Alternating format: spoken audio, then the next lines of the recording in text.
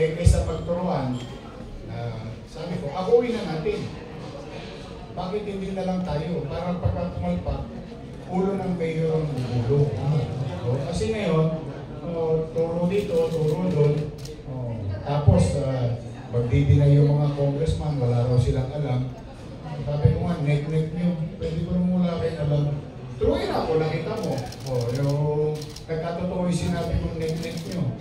Di ba sa investigasyon, lumabas na yung katotohanan. In-expect na ng step list ni Mayor Magalong, di ba? Oo. Nagpunta sila last week. Nagulat din kami. Hindi na nga gumagana.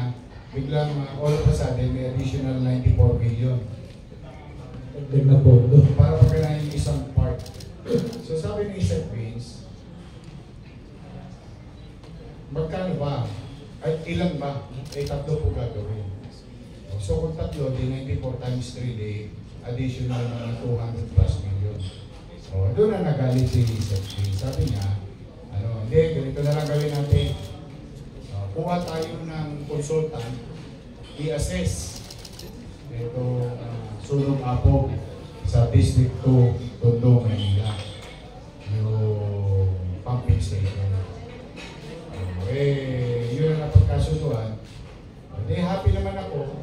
Happy ako kasi, happy ako para sa mga taga-Sulong Apo. Dahil once and for all, non-government group will check, technical people will check on how to cure the problem before new fundings will come. Ganun ang naging approach ni Secretary Vince Piso. Magpalitan daw po tayo